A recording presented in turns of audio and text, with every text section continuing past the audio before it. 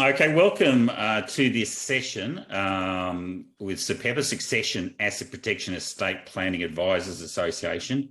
Our theme is Leave a Legacy, which is really important. And I've got Tim Munro from Change GPS and also a director at SAPEPAA. How are you going, Tim? And what is your few words? Because I know this gift loan back strategy is important to you. What can you give as a bit of a summary up front before we get into the deep details? Well, hi everyone. It's great to see everyone here. As I was saying earlier in the pre-chat, hopefully we'll see heaps of you in Fiji at the SAPEPAA conference over there. I can't wait. Look, the Protector is massive. I use it with all of my clients. The big key thing that you'll see today is that laws change all the time. Tax laws are always changing. Financial planning laws are always changing. Everything's always changing. We need to adapt. We need to move those laws. So as there are tweaks or changes in cases and in understandings, we need to stay ahead of the game and inform our clients. And the key thing is, you might hear some things today and think, oh, but I've already told my client this. Now I've got to go back and tell them this. Very simple. It's the operating system on your phone. This gets updated every 4 weeks. Every 4 weeks, there's a new operating system on my iPhone. On your computer, there's always things that are being updated. I use Zero Tax. They put out bug updates every week. Things are always changing. So don't apologize to that. Tell your clients, you're lucky you've got an advisor like me because I'm keeping you on top of everything. Exactly. And Michael, actually, there's quite a good, and we can sort of hit you right up front because obviously at Benham Optimum do a lot of work in second mortgages. Yeah, I was just responding to Gary then, but you keep going, Grant. Yeah, no. So Gary said my main concern with the gift loan back strategy is getting the second mortgage over the line with the bank. And most of my clients are concerned about how this may or may not affect future finance and refinance. So welcome everyone. I'll deal with so getting the second mortgage over the line with the banks is not a problem. They cannot refuse it. We've never had an issue at EO in relation to getting a second mortgage in place. Certainly second mortgages take longer than first mortgages because depending on the state, you may need to get consent from the first mortgage but for example, New South Wales, Victoria do. Queensland, you do not need to get consent to register a second mortgage, exactly, or a caveat. So it depends. It's state dependent, but still, once again, never had a problem other than the fact that it takes a little bit of time in relation to negotiating with the banks. We know all the required steps and forms, and it's best generally if we go through the process. Sometimes we're receiving them from Light Year Docs members where they've actually approached the bank first and just sort of often complicates the process rather than hitting them once with the right information. In relation to the part B, in terms of future finance and refinance, it's not a problem in the fact that if you need the equity, so in relation to that second mortgage, you just unwind, and we can put in a deed of priority in relation to winding back all of it or a certain amount of it. That allows them to access that equity. But then, once again, it's then important to have a look at if you're utilising that equity for another property, protecting new equity that's created. Exactly. And look, this is one of the things that we want to really focus on today is this asset protection. So when you have a look, succession is the key to me, and Tim and Michael is, who's first in the family, who's second, who's third. So we're building our castle, which is the Family Protection Trust. But remember, if we set it up in South Australia jurisdiction, it goes into perpetuity. So we need a really good, strong line of succession. At some point in time, if mum and dad pass away and they've only got minor children, which we've got spouses or children who, lack the financial and legal wherewithal to really protect the castle, that's when we need to get in place an advisory board. Next week, a whole team, the committee building advisory boards for SAPEPAA members is meeting to actually flesh everything out, and there'll be a soft launch at the Fiji conference. But once we get that succession, absolutely crucial. After that, it's the asset protection. Now, all of us, particularly accountants and lawyers and planners, we know about asset protection during life, and that's the big fear, that ASIC is going to come and knock on our door, tax office is going to have an attack on our estate, our legal estate, and then effectively we're going to be in a really bad position. So we want to go through the protection mechanism. In the past, it's been, put all the assets in the non-risk spouse. But asset protection is not just during life, it's also after death. It's great to leave a legacy, which is the SAPEPAA motto, but you need to have that legacy protected. Again, if it's ravaged by a family provisions claim or eaten up in a litigation and legal fees or contesting. And it's not family provisions claims anymore. We're also looking, lawyers now are using estoppel, and estoppel basically says is that, and we'll look at this later on when we get down to the Ataya versus Nussbaum case, which deals with mortgages. In that instance, we want to make sure that we got estoppel, undue influence for those who've been through the 3-day SAPEPAA court, unconscionable conduct. So they're going to throw everything at it because that's where all the money lays. There's a couple of really good stories on that one. If we had a look at, for those who've listened to you before, Steve Bilko left £280 million in the family trust over in England that his brother was looking after. His 2 children with Elizabeth Hurley were beneficiaries of that trust. Steve died, and effectively those children were booted out, and there was nothing that they could do. On the other side, you might have seen in the Daily Mail, one of the world's biggest rags, I think, but today Winona Ryder is challenging her mother's estate because she'd been left out of the estate for the second husband, and there's $25 million at play. So it's completely different. One's attacked, one's not attacked. So again, we need to have asset protection once we pass away as well. It's all encompassing, but if there's a crack in the armour, essentially you would have read this just up here, it can be attacked. I was dealing with a case yesterday, unfortunately, and sort of gets me down a bit because I have to come in like hardcore to really attack things. But unfortunately, one of our advisors, their client was in a large retail superannuation fund. They'd sent through a withdrawal notice to the trustee of the fund, and that was on the 28th of the month. And then by the 31st, they'd actually passed away. Of course, the trustee of the fund said, well, no, that's a death benefit. Now, unfortunately, they're not really aware of what the law says. If you have a look at what a death benefit is and the superannuation death benefit in both the SIS Act and also the Income Tax Assessment Act, it's a benefit received after upon the death. So if you make an application before, it shouldn't have been the death benefit. And obviously there's reasons because they wanted to make the payment down to the son, so thereby precluding the actual, the 17% tax by directly going down to the son and obviously making a gift to the son prior to her death or the deceased passing. I had to write a very nasty letter to the actual directors of the trustee of the retail fund. So he found who the directors are, and they're all personally liable for any loss or damages. So it's something I don't like to do. But again, when circumstances arise, we need to get down in the pit and fight for our family's wealth and our advisors' wealth. As Tim said, we live in changing times. I love this one. This is obviously a few thousands of years ago. Heraclitus, there is nothing permanent except change. And that is absolutely the case. There's nothing permanent except change. For example, I was talking to someone this morning. SFSF pensions were safe until they were not. Many people have built up large balances in their SMSF and their pension side of the fund. And then suddenly Morrison, as the treasurer, and what a disappointment he was anyway in the long run, effectively came in and limited the pension balance retrospectively to 1.6 million. So suddenly all this tax-free income that was built up in these funds, whether it was right or wrong, suddenly overnight, and no one actually ever made a complaint of it, so that people had to adjust. And now all of you who do SMSFs and accounting administration around that, you're quite aware of transfer pension balances and the pain that they are, another administrative headache, just simply to monitor that process.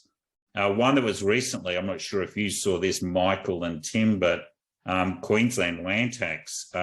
Before, they used to just be on Queensland property, so you'd have a threshold, very smart. And guess what? This is going to be copied with everyone else.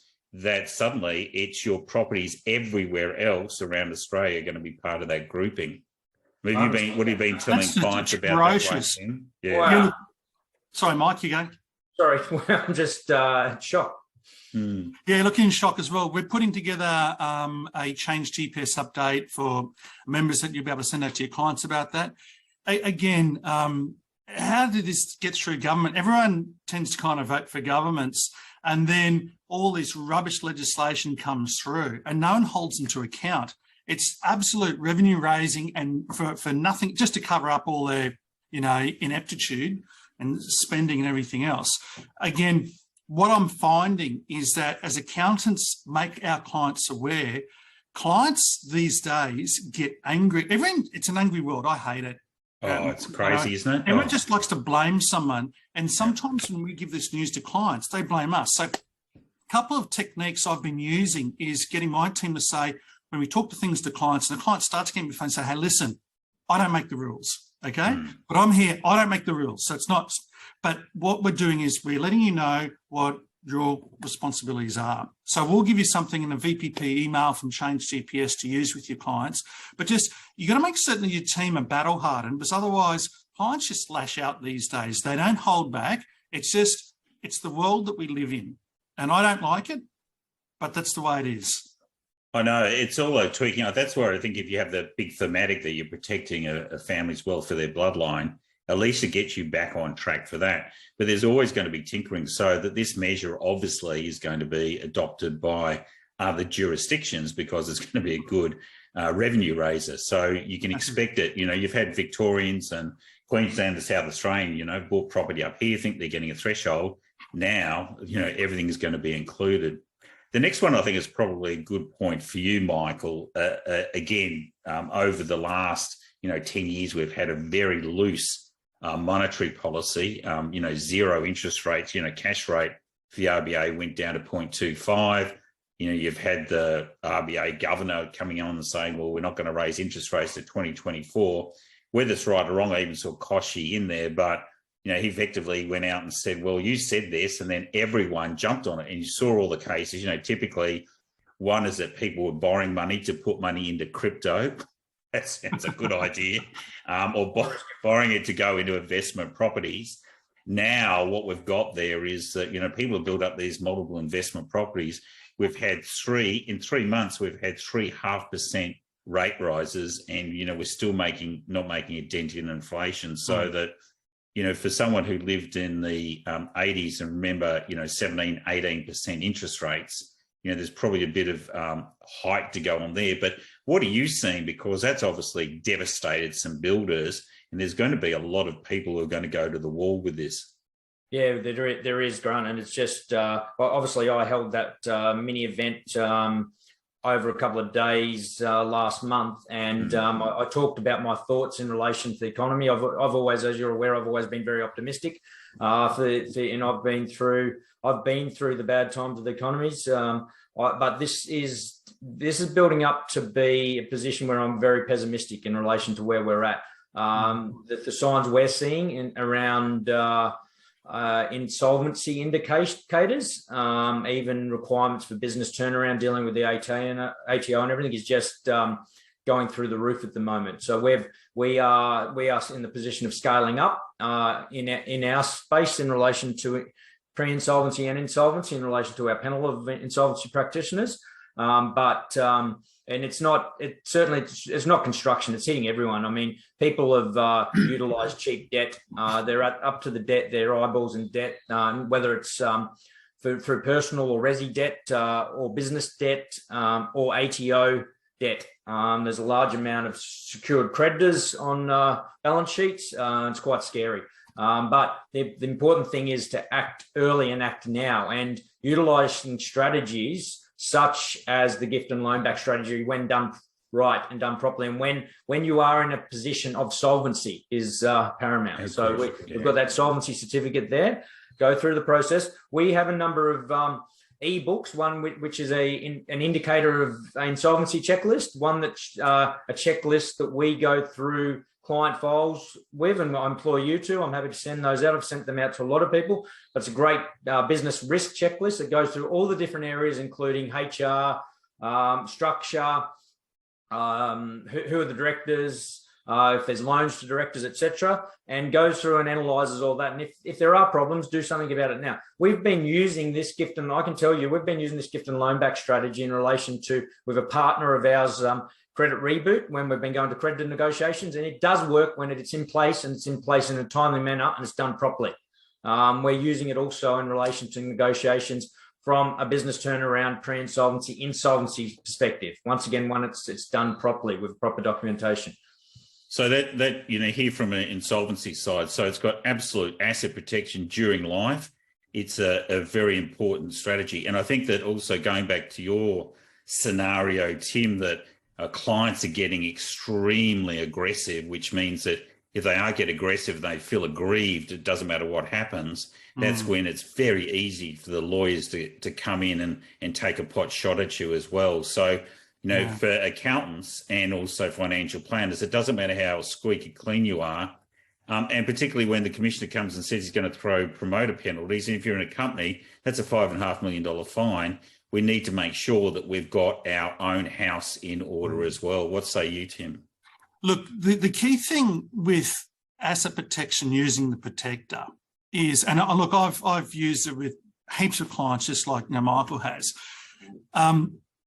When you talk to maybe other lawyers or other accountants, the world is full of negative Nellies. You can't do this, you can't do this, you can't do this. And none of them can quote legislation. No one is like Grant that's deep dived, looked at this stuff or looked at the cases. The default response is, oh, you can't do that. And the default response is you can't do it because they haven't taken the time to look into this to work out what you can do. Point number one. Second point, you will never have 100% asset protection. Never get 100%. But you know what? This will get you to 90 or 95 or 99%. Isn't that so much better than 0%? If I was going to battle, what do? You put up as many defences as you can. So when I explain things to my clients, I say, look, we can't give you 100% guarantee, but you know what? While you're solvent, while you can set up a protector, my strong recommendation is you do, because even if someone has a crack at you, you've got the walls up and they've got to spend money and fight to tear them down. You've put them up, they got to fight to tear them down. And sometimes it's just enough of a deterrent to stop them wasting money or to come to a settlement or to do something. It puts you in a position of strength.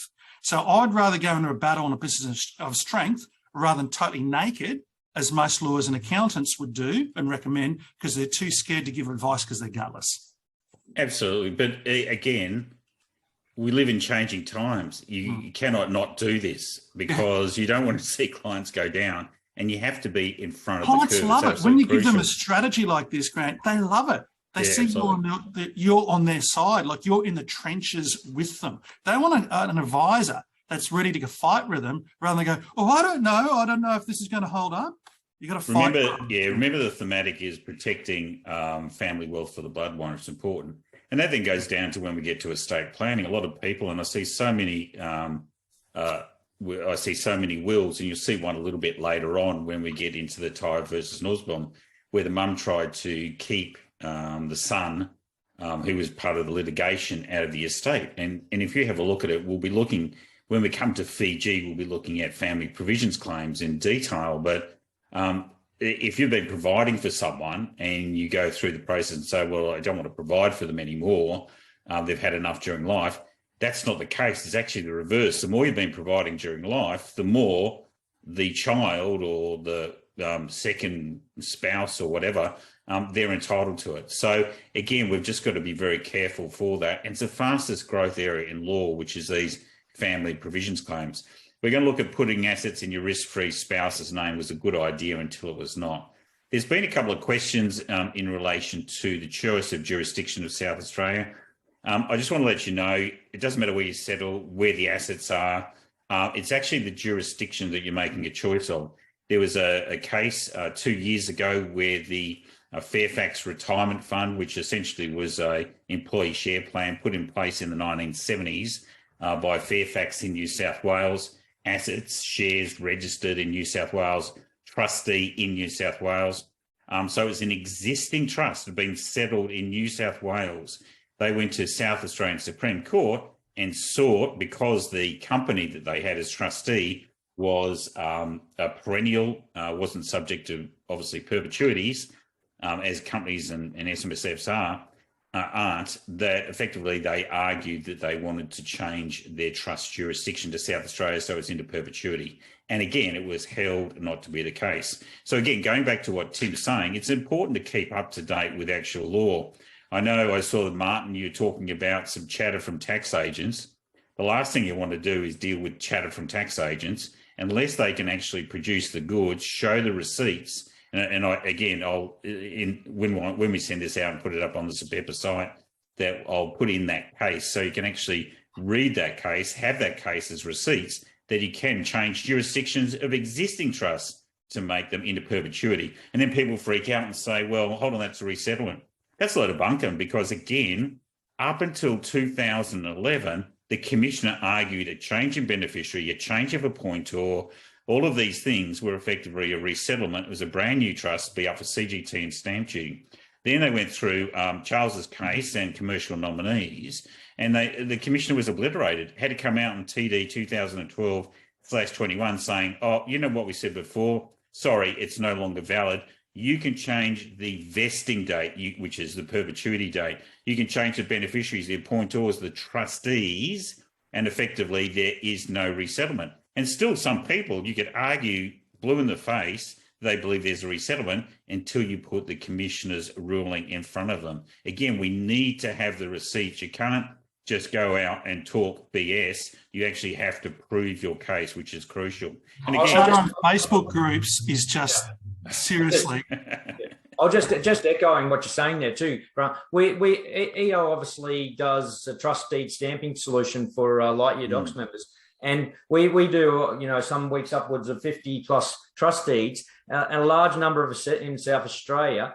But where we stamp them comes down to where the parties have executed that trust deed. So, like we do a large number of, say, New South Wales, Victorian that are parties that have executed the deed, but the legislation of the deed is in South Australia. We still stamp them in Victoria and New South Wales because that's where they have to be, but they are an SA deed after all. It's just that they're getting stamped in that because you're required to stamp in New South Wales and Victoria. So you just got to be careful sometimes in relation to deed stamping as well, making sure that whether there's a requirement to stamp it in a particular state doesn't change the fact that it's an SA deed.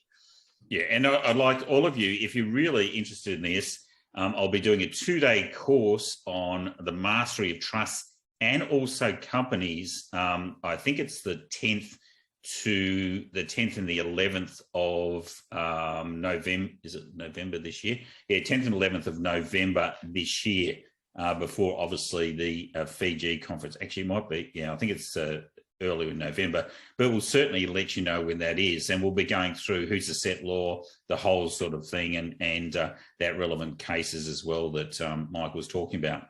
Fiji conference, if you haven't booked in, we've got about 22 people coming along, about 30. It's the first conference ever, so it's very boutique. If you haven't got into it, want more information, we'll certainly send it to you.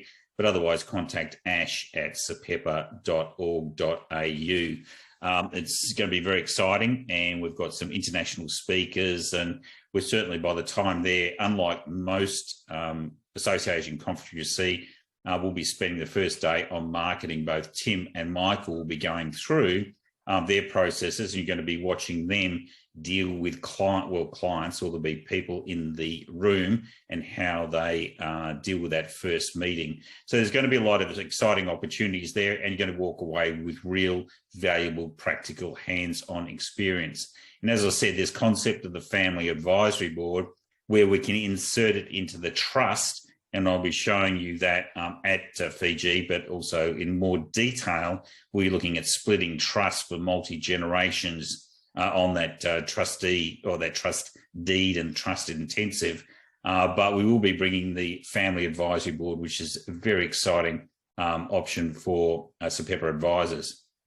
Okay, let's have a look at some of the big things. Baby boomers, one of the big areas of growth for us, and this came out of the Productivity Commission, that by 2050, there'll be $224 billion being passed every year by that baby boom generation. It's already up at around about $130 billion, so it's going to increase. We've got there a $3.5 trillion bonanza for younger generations. That's a bit of a headline because it sounds good, but what you're going to find is there'll be a lot of litigation around that. And if you have a look at that baby boomer wealth, and you also put the generation before that, there's around about $6 trillion in assets passing. And unfortunately, I'm part of that generation, is that the baby boomers really have a large slice of the wealth in Australia. Most of it is ungeared, so that the current fractures in the market probably aren't going to have a big deal for them.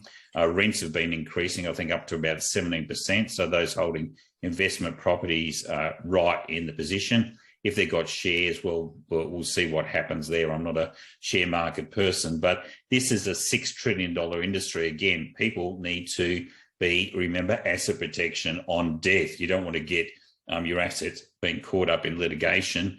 For those of you, you know, the Miller and Taylor case, which took 5 years to get to the Supreme Court in Western Australia, $600,000 estate was chewed up by $520,000 in legal fees. The other side that Michael was talking about, there's a lot of money sitting in property. Actually, I just saw it went up to $10 trillion just recently. It's probably pulled back a little bit since then. But many homes are exposed from litigation. In a worst case scenario position, Michael, with litigation, if your business goes down or you've made an issue or the lawyers come for you, what do they go for? What does the tax office go for in terms of your assets? What are you left with is probably the best thing to say.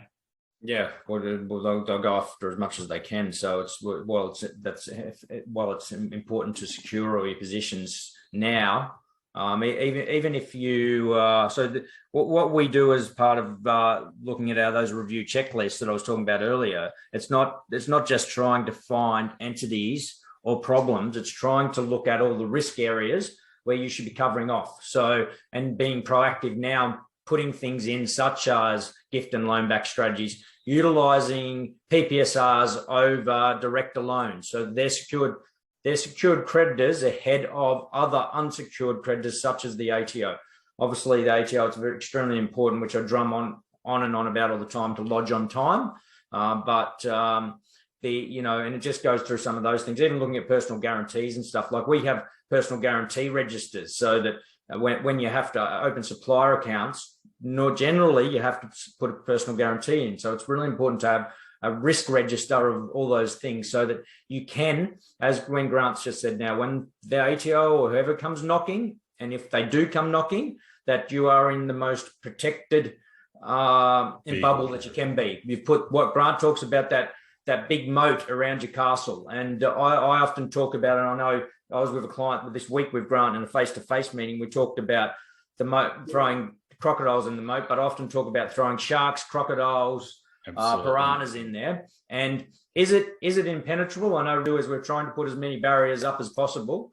Sure, if you throw enough money at something, and Grant will admit to, if your war chest is big enough, you can get through with whatever you want. But the important thing is having all the appropriate documentation, the right protection mechanisms in place to ward off at least that level 1 and level 2 attack.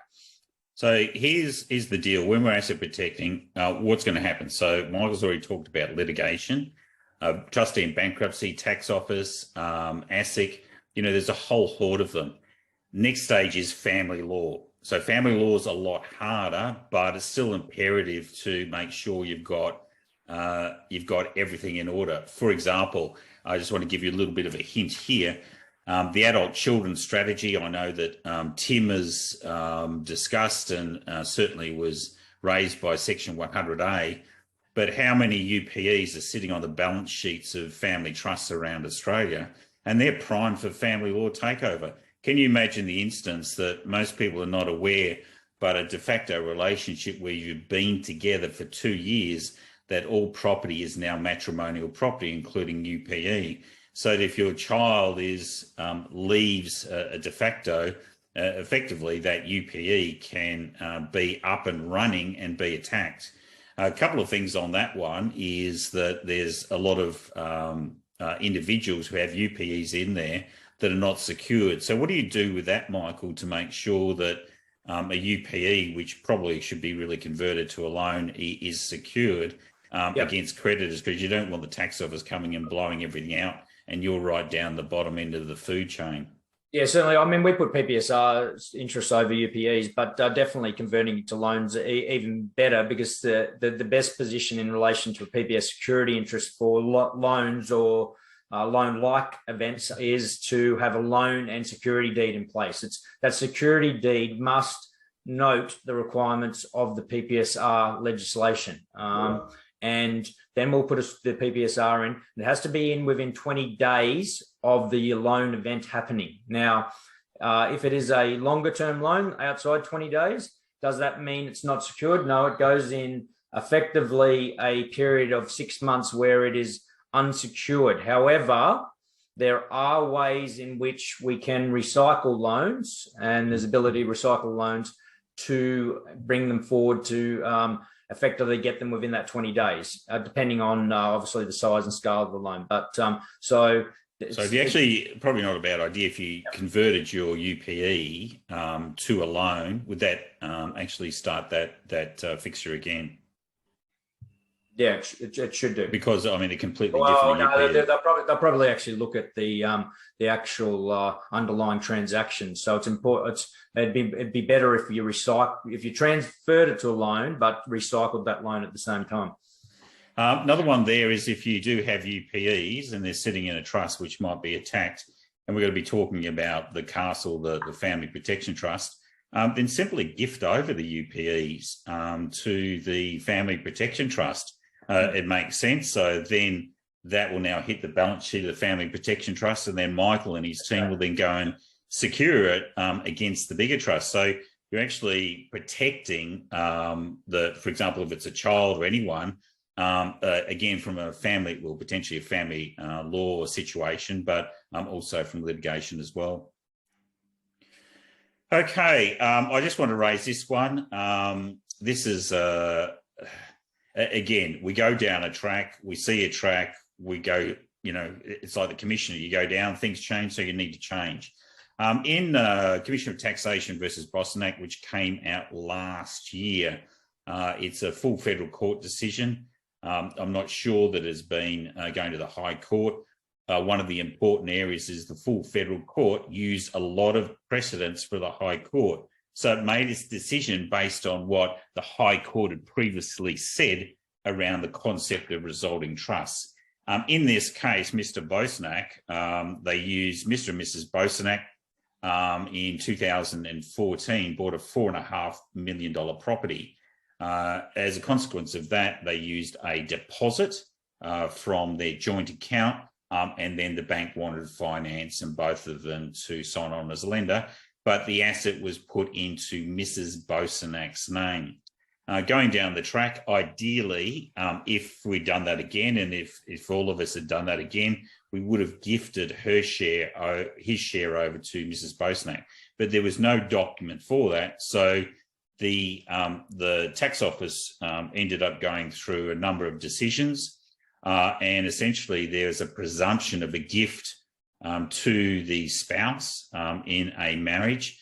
But in this instance, the presumption was rebutted, which means it was overthrown for a concept called a resulting trust.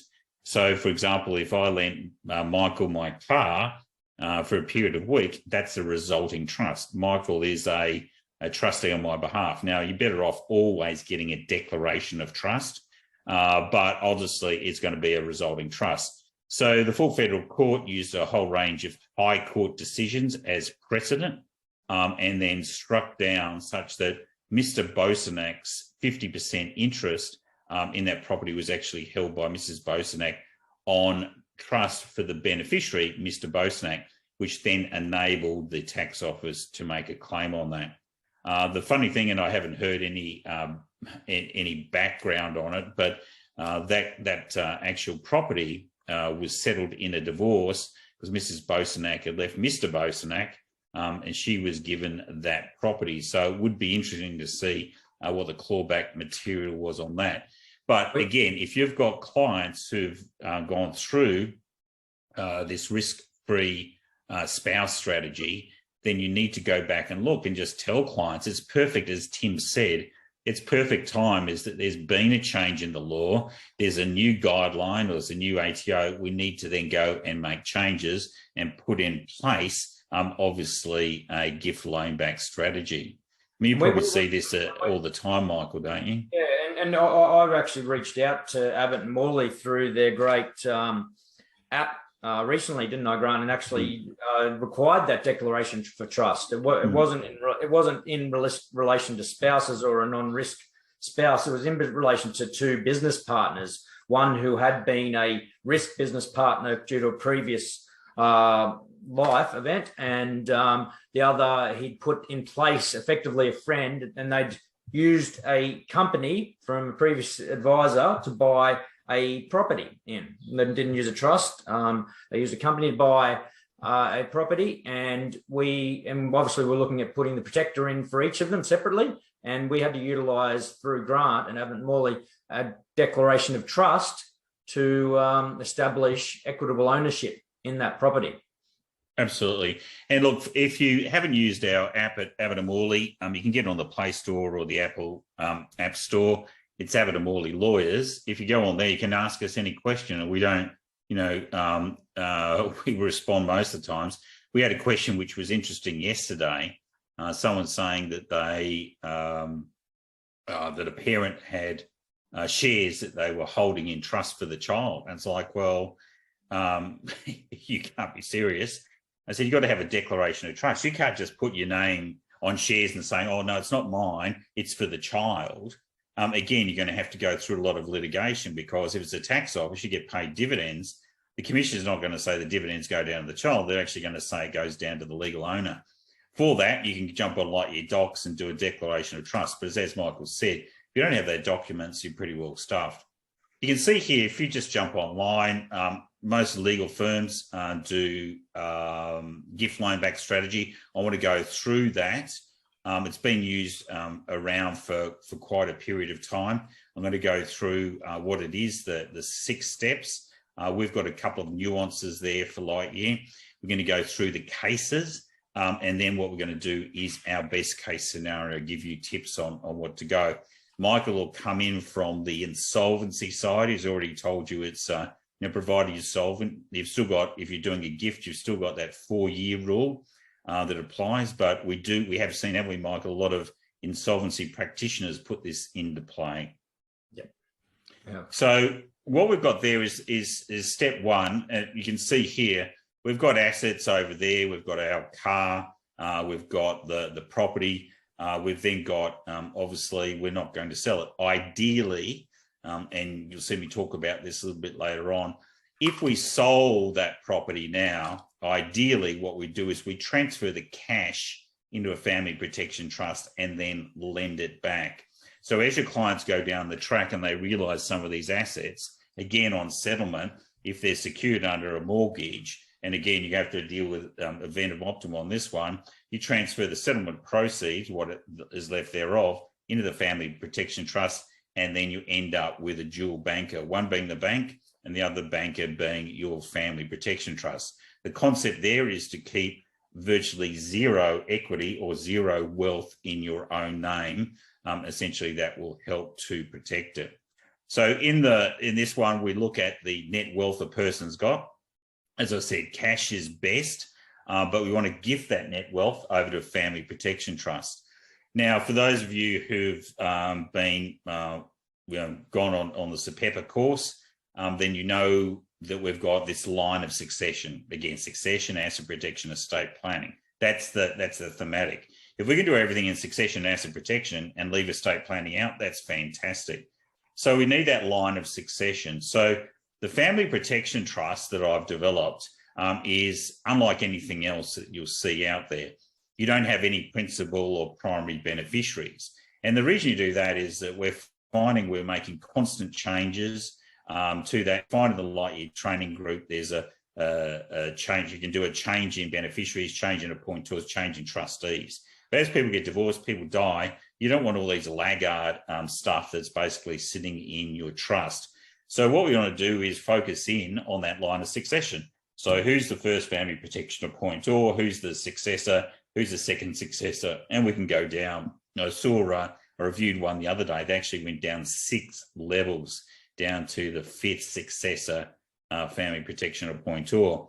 Now, on that basis, when we have a look at the beneficiaries and who we can distribute income, the beneficiaries are the current, past and future family protection appointors, and then only their bloodline. And quite often I'll get questions, well, what happens if you want to put in non-bloodline like spouses or something like that? Well, you can add them if you'd like to do that as a spouse. And what that means is that when they're no longer the spouse, they're actually turfed out at any point in time. And that's very useful for when you're going through family law, because you don't need to change a deed because they're automatically taken out. You can also bring someone in on a casual vacancy so they can be a beneficiary in any year without having to meet all the other requirements as well.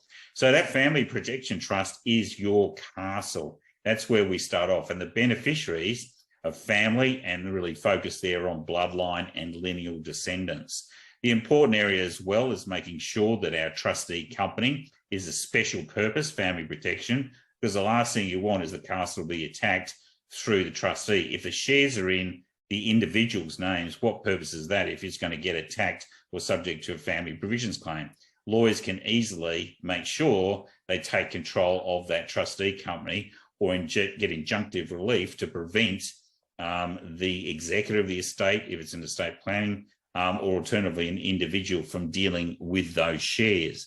So what happens there is that with the family protection appointor, or the leading member appointor, they can pass away, they can become, if they become incapacitated, or simply they're under legal attack, they simply resign.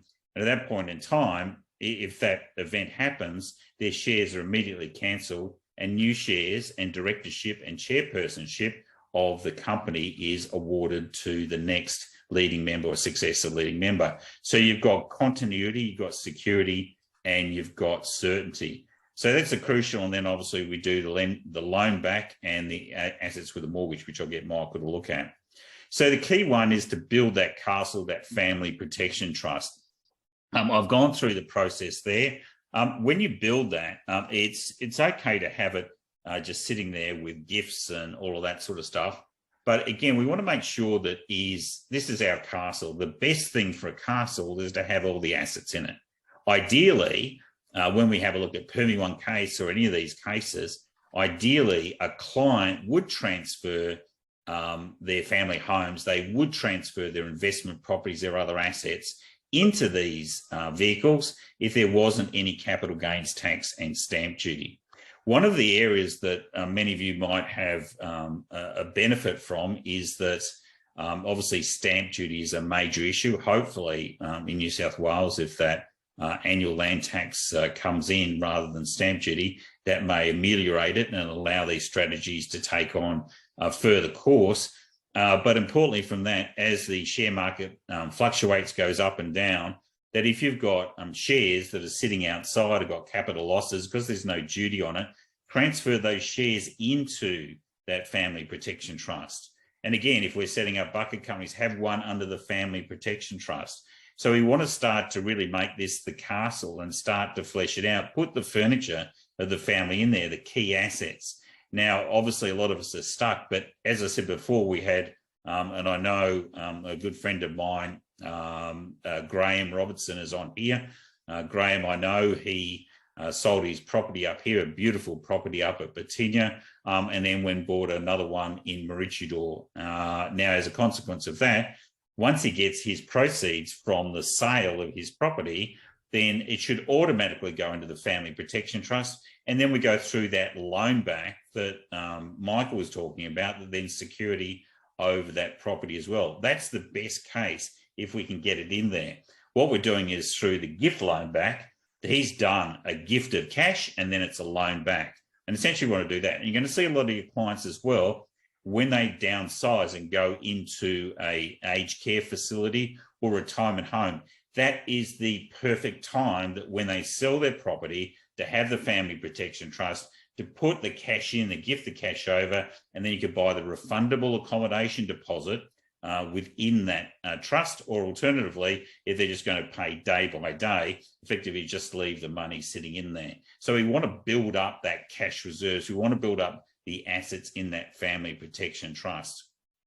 Okay, so the second step is that if we haven't got the ability to, again, our first step is transfer cash in when we can, transfer assets in when we can, put everything over there, cars, anything that we can move over there, we do so, provided we've got to watch out for capital gains tax and also stamp duty. So if we don't have that, then what we need to do is go back to a non-cash position. As I said, I prefer cash, but we're going to have to go to a non-cash position using promissory notes, which we'll look at.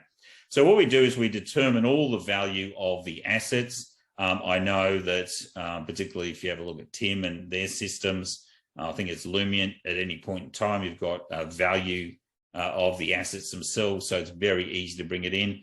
And that will obviously we deduct any loans or whatever. So that means we are solvent to X amount of dollars. Do you just want to talk about the solvency certificate there, Michael, and when you work out the actual amount, how you determine solvency? Because it's an important feature from an accounting perspective, but also trustee and bankruptcy in section 120, where you only have a 4-year rather than a 5-year clawback. Yeah, when I'm looking at the insolvency side of things, so there's the solvency certificate that has an accountant sign off in the protector package, but I refer back to which we're going to provide. I know there's probably, I think about 20, 25 people have asked for those EO documents, so we'll make them available to all the attendees, but I refer to that indicators of insolvency checklist we've got, and I'll go through that. And if I haven't made a tick on any of those, then I'm going to be fairly comfortable that there's no indicators of insolvency. So they should be solvent. So then we'll have a look at the action, and that goes through all the different financial metrics and non-financial metrics. It's not a War and Peace checklist. It refers back to what ASIC looks at in relation to indicators of insolvency. So it is my starting point in relation to that. If I do use that checklist and I sign off on that, then I'm pretty happy to sign that solvency certificate and put that into place.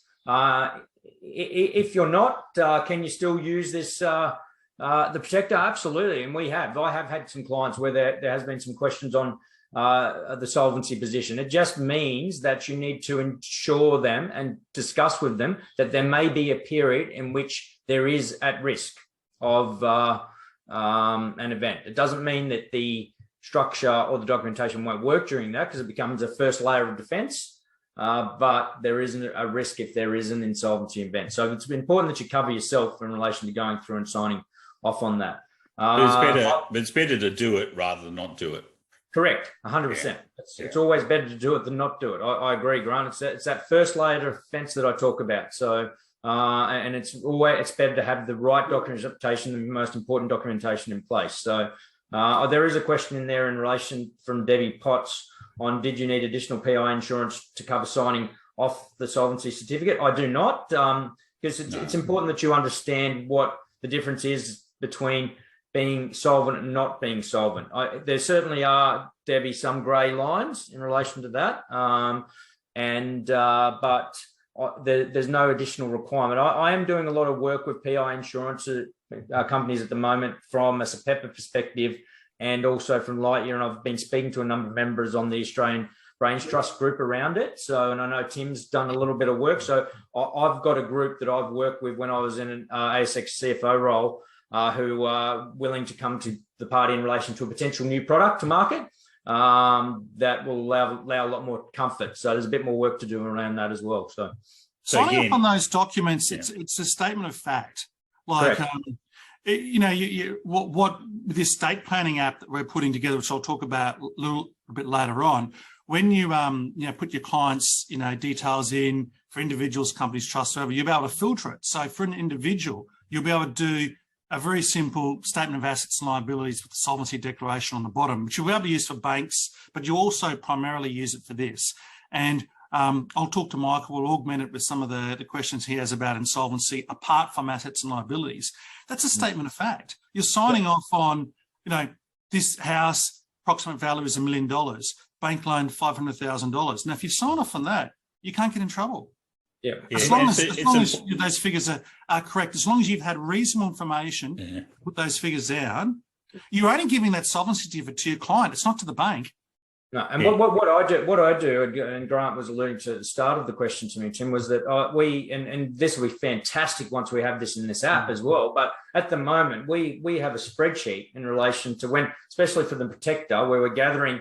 We have a data collection workbook that's based on the changed GPS data collection. We've added some more of our own information in there, but we get the asset and liability schedule, and then we actually have the column at the end, the reference in relation to where we got that from. So we offer to Lightyear members the ability to do property valuation. So we'll go and we'll create a property valuation, desktop valuation, and then we will get support in relation to the debt from the client.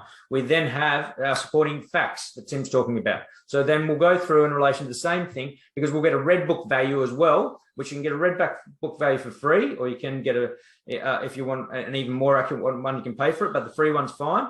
And then we'll get information about the car, including the registration certificate, the red book value, and then we've got a value that we put into it to get our protector value. And we've got fact, once again, in relation to all of that information. And look, I think it's fantastic you guys are working on helping getting PI for SAPEPAA advisors. I think that's absolutely crucial. So again, it's a new area, but it's a $6 trillion area. And as you said, it's not accounting, it's not planning, it's not investments. We're really in a position of strength. Once we've worked out the amounts, and remember, it's the actual potential bankrupt who actually has to say, look, this is how I've determined I was solvent at that point in time. Now, that accountancy certificate makes a big difference. So if you're an accountant yourself, again, you can just simply declare that you are solvent at the time. At least you've got something that lays down a marker. Now, ideally, we've got a couple of questions. There's a few questions coming through. We'll go through these 6 steps, and then we'll go through the questions. Then we'll start jumping into the actual cases. So from that, we prepare a deed of gift. Now, whether it's cash, or whether it's shares, or whether it's a UPE, particularly you'll see when you go into the protector solution, which provides all of these 6 steps just in one interview. So it's a comprehensive suite of documents, but through a one interview process that also now is linked to Xero Practice Manager. Then essentially what we do is we look at that net worth, we want to gift it over. Now, as I said, if you've got cash, gift the cash over, but you're going to need a gift deed, and you can do that through the position of the protector. Shares, you can transfer those over, nominate what the shares are. UPEs, transfer those over. We've talked about it. But again, these gifts are exactly what Michael's saying, is that you've still got that potential 4-year clawback, but you want to go through that process. Now, any other net worth that you have not transferred over, you can do by way of a promissory note. And I'm going to go into quite a bit of detail around the Tax Office in its views on promissory notes. And we're going to go to the Bills of Exchange Act 1909, which we look at the 3-day SAPEPAA course. So I'm going to cover promissory notes, what they are, how they're a little bit different to cheques, and whether they're cash or not.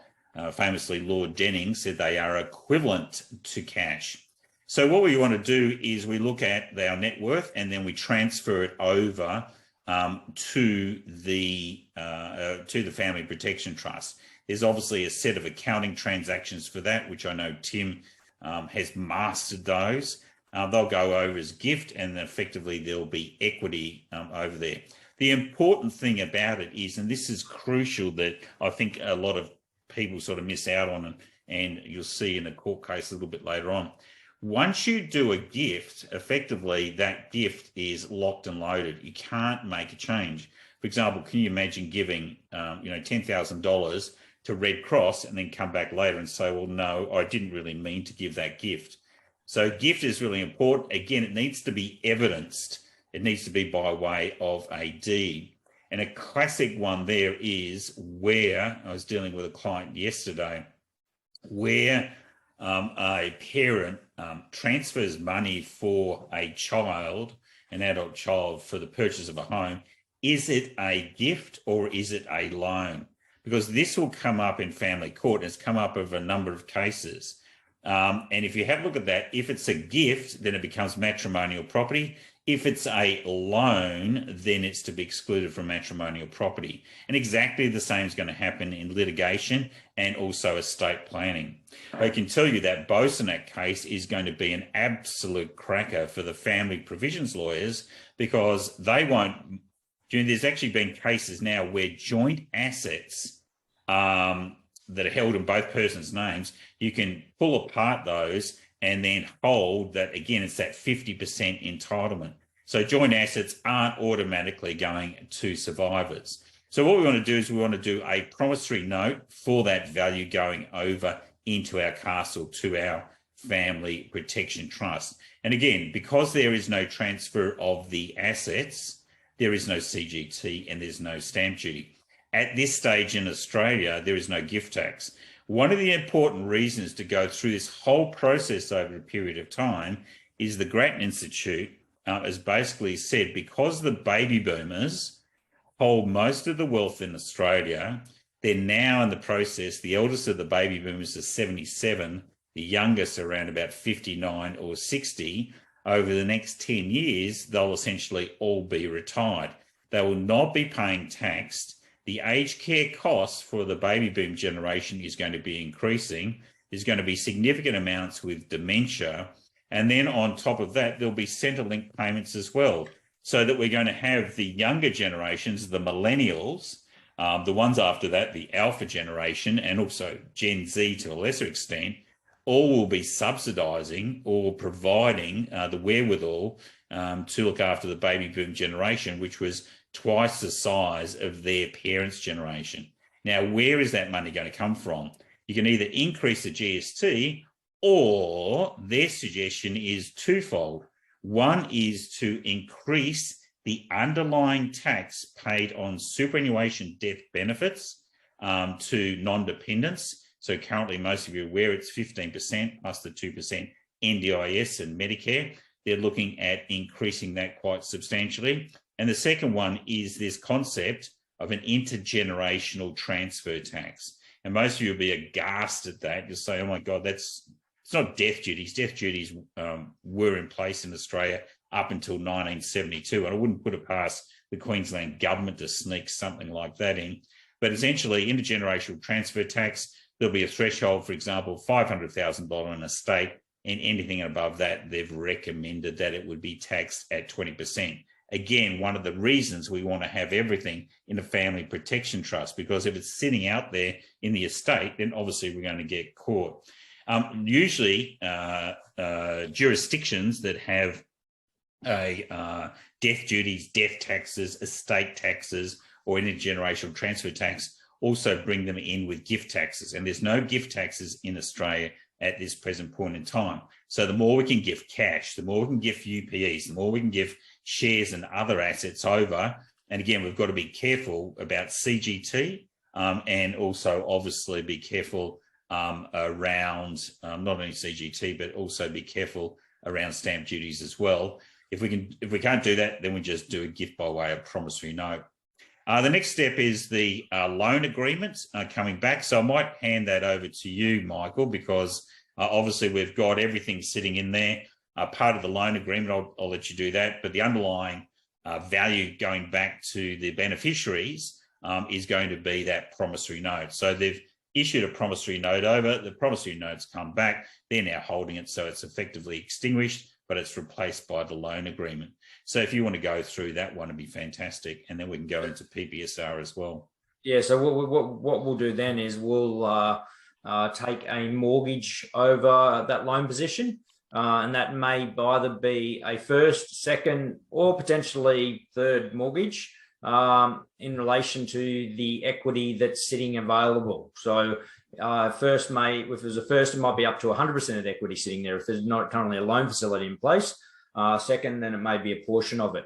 What we'll do in the first instance is we have a process in relation in EO, and We Love Legal in terms of the steps that we go through. But one of the first steps is after we receive a request through, and also just to mention, we will also be operating on a very similar app as Grant soon with very structured workflow processes in relation to where things are at and who's got what and what's needed. But until that time, effectively, we'll do a title search and check if there is a current mortgage in place, so whether it's unencumbered or encumbered, and then we'll look at what we have to do in terms of putting that mortgage in place, which if it's a second, we may need consent. I've mentioned before on the chat, and I'll send out, we actually have an EO flyer that has a table of all the different states and the requirements. So I'll provide that with that insolvency indicator checklist and that business risk checklist as well to all attendees.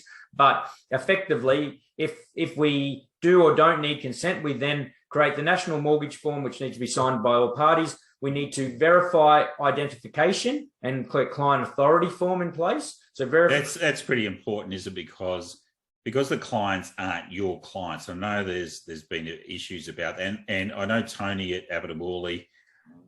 First thing, if you don't, because we're not getting face to face with the clients, we don't know who they are. They could be Joe Blow, particularly in this issue. You must have those points of identity, otherwise no legal firm's actually going to touch you.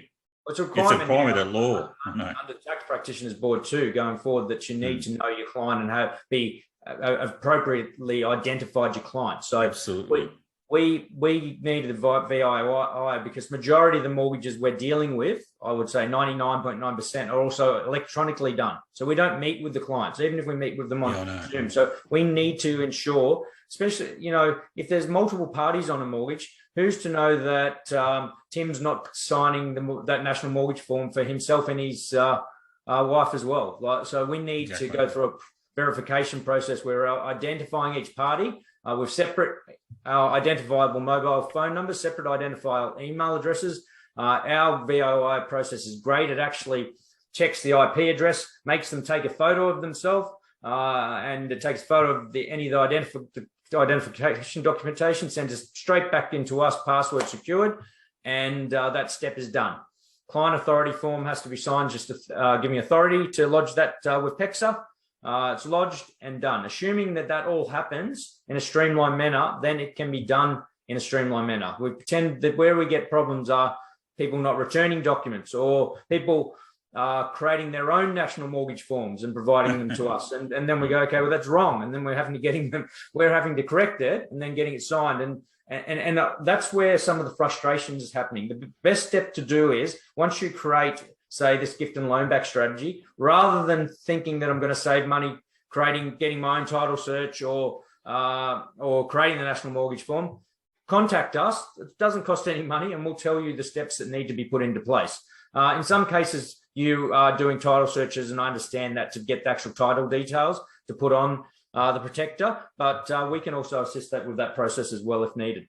Can I ask a question here? So the loan document that's in the protector, Michael, you've got a different loan document in Venture Optimum. So we're going to try and smooth this process? Well, we've actually taken the national mortgage form out of the protector document in Lightyear Docs now. So there's a mortgage deed in there, which is effectively, and that's right, because that's effectively the terms and conditions that attach to the national mortgage form. So, and you can have different terms and conditions. It's just that there's a standardized national mortgage form that has to be completed. It's important that the right parties are in that national mortgage form and the right executing parties. So the workflow moving forward, like if I've got more, because I've got about 5 of these ready to pop through, I start the process. I should really engage you up front before I do this first set of docs. Say, this is the property. You can do that search, give me the details. I can prepare all the bits and pieces. Yep. Yes. What next? And definitely, and then finalise the documents, get them signed, and then and we'll do the VOI and everything. And then hand across to you. You'll contact them and get them signed everything else into the VI. Yeah, and hopefully within the next, it's just been finalised at the moment. We will have all that process in an app very similar to Abbott and Morley's. So it'll actually be a push of the button. It's coming through in emails at the moment. It'll be pushing the button across the app that'll go into a workflow, and then you will know for each client exactly where they are at each step and who's dealing with it, whether it's our team dealing with it or we're waiting for Tim's clients to do the VOI or the CAR4 to sign their NMF or anything. So, which we a lot more efficient and streamlined, exactly know what's happening. Now, just on that one with the loan agreement, which is really important, Tim, we had a discussion beforehand in relation to underlying interest rates, whether paying P&I or interest or nil interest rates. So what's your preference? Because I'm going to look at everything and then we'll consider the aspects of what happens. Look, initially I was going to charge a rate of interest, but I've had a look through, and if we do put interest through, technically we need to record it as accrued across into the trust and as income of the trust. And I don't think clients want to do that. So my approach right now is to use a 0% interest rate. You're allowed to do that. There's no dramas doing it at 0%. Okay, so using a 0% interest rate, therefore there's no creating a taxable event during the period of time. The other thing I do is normally do like a $1,000 for the option fee, pay an option fee of $1,000, and I actually declare that as income. Okay, and so there's a small, or you can do it $500. So there's a very small capital gain. Yeah. Again, if you have that small capital gain, if it's a taxable event, like if it's a family home, it mightn't be. So you can look at whether it's taxable or not. But if it is an option that is a taxable event, if you declare a small amount of that in your tax return, again, that's another scenario that you've proven. So, say something happens 2 years down the track, you say, well, here's my tax return, I've declared a gain on this. You know, in other words, it's just another thing that proves that this is a legitimate transaction. Yep. We might do, Tim, before Fiji, we'll get together, because obviously we're going to be, one of the big areas, and everyone's really excited about Fiji conference, is the practical sessions we're going to do in relation to some case studies. But we'll get down to running through those accounting entries and financials and stuff, and I want to go through all the way through down to packaging and how we actually the value, the proposition that we're putting out to clients when we're presenting it to them and stuff. So definitely, and we should do some role plays. Yeah, definitely. Yeah, no, definitely. That's what you guys are doing. I think of the first morning, both Tim and Michael, you'll both be doing role plays on attendees. Just two will be picked up, and you'll be giving them their first, so that they can see your different styles of how you do that first meeting. And then attendees will then break up into groups of three, and they'll be doing role plays on other people, so that by the time that first morning's over, you're going to know how to deliver that first meeting and absolutely nail it, which is always important. My problem with that is that I have my first meeting over a lunch with steak and a bottle of red wine. If it's early in the morning, the red wine might not be out. So you might need to make my role play at lunchtime. That's okay, we can do that. That'll be quite good. Get you a couple of pina colada, or they've actually got really nice red wine over there, a lot of French wine, which would be lovely. I actually put in the chat as well about the dinner event and me emceeing it, so I don't better keep off the red wine before that. But I mentioned that I might have a special carver ceremony being lined up as well for those who want to partake. Yeah, well, having lived in Vanuatu for a couple of years, I can tell you I'm pretty good at the old carver. Just don't have too much of it, otherwise your legs go. The option is something that we build in quite that I built in, and mainly around the increase in the underlying value. Now, I've got it here. Generally, as Tim said, you put the option over the assets. Now, the good thing about that is if there's an increase in the underlying value of the asset, the wealth doesn't go to the individual at all. So there's no gifting, there's nothing. It just simply means it's one of the best vehicles to get the underlying value increased over the Family Protection Trust. So that option, you'll mark to market it each year, and obviously the value will increase. The good thing about that is because, again, if you're picking it up at market value, a couple of things that I put it in there because we did have some clients were saying, well, hold on, it was for a farming property. You want to make sure that farming property on death goes into the Family Protection Trust. How can we guarantee that? because the last thing you want is an executor outside who might not be the trustee of the Family Protection Trust, them taking action saying, look, we're not going to transfer the farm, we're going to sell it.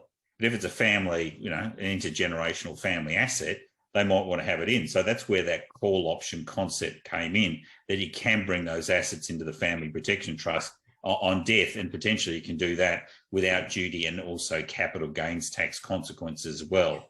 Now, from that is also that transaction is a value that's been a fully valued transaction. So it's not an undervalued transaction.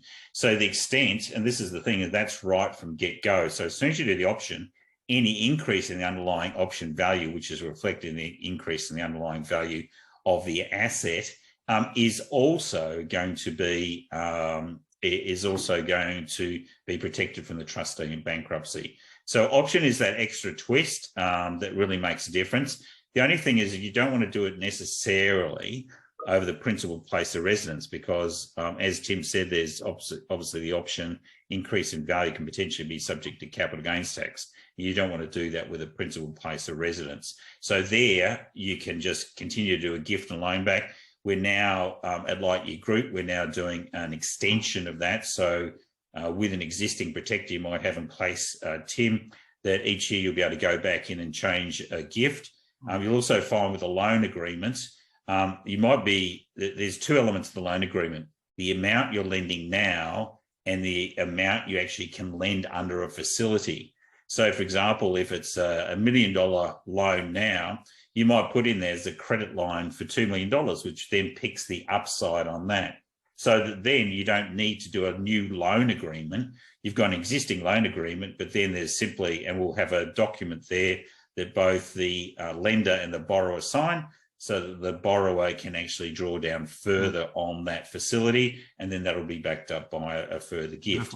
So we're starting to think about that. And again, if you go back and see where we started from and where we're going now, there's new innovations coming up, and we want to keep on innovating as we go down the track. Grant, can I just touch on a question Tony's got? Does some of these things we're talking about give rise to Part 4A? Absolutely not. There's no tax being avoided here. If anything, you're going to be paying more tax. Yeah, this is not being done to avoid tax anyway. And again, if I just want to say, with all the work we've done on Section 100A and the discussions with the top person for tax evasion for trust in Australia, who's been on a couple of Change EPS web events, Part 4A is one of these things bandied around by accountants and lawyers for years and have nightmares about. There have been extremely few cases ever with Part 4A used, and I've never seen any accountants I've had dealings with where the ATO's actually used Part 4A. It's one of those things where it's a stick, but it's only used in massive cases of fraud or wrongdoing. And in some of my off-the-record discussions with the tax commissioners about Section 100A, we've actually spoken about this and a whole lot of other topics. And, we really honed into them about what is needed to be used to prove things for Section 100A. And I was actually surprised by a lot of their comments. It's not as bad is so narrow, as we feel. So Part 4A, I have absolutely zero problem with these scenarios here. Michael, do you feel the same? It gets thrown around all the time, Tim. I mean, I see it even when we're dealing with employee share schemes and everything. You're trying to do something that's going to be impacted by Part 4A, and I go, it's rubbish. Can I say, a default position by accountants, straight, if you tell them anything new, they go, resettlement or Part 4A. Like, come on. Oh, no, that's where you've got to get the receipts. So what I always do, people used to raise that when I do talks. I would always carry the Income Tax Assessment Act. Yeah. And then I'd say, well, that's fantastic. I'll just leave you. And can you just show me which part of Part 4A you believe actually applies? And that's it. You never hear from the person again. Yeah. This is probably a good idea, Tim, just at this juncture before I start going into questions and then we go into a whole lot of other the cases. You're obviously disenchanted, particularly after Section 100A with a lot of the association responses.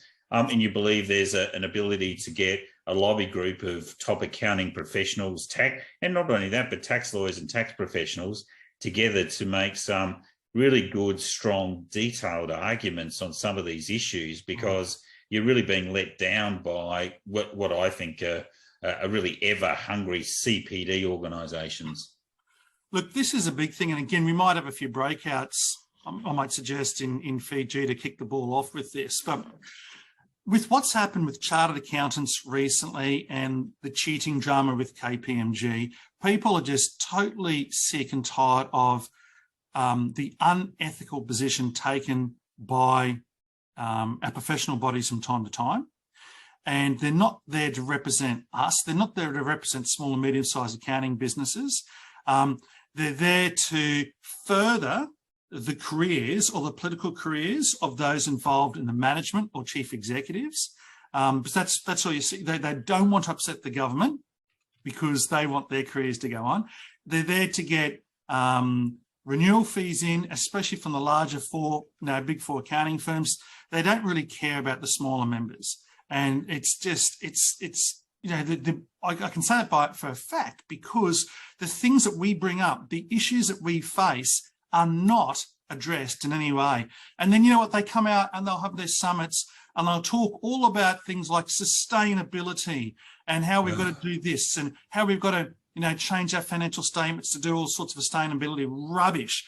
Mums and dads of Australia, our clients, don't want to pay for this crap. They don't need it. They don't understand it. And so, we've had all this woke rubbish pushed down our throats, and I'm sick of it. What we need to do is we need to have an association that represents small and medium-sized accountants in public practice. Not people in industry, but accountants in public practice with all the issues that we face. And we need to be able to go toe-to-toe or try to help the government and Treasury and others understand what we're going through, because the professional bodies are not putting these things in front of them.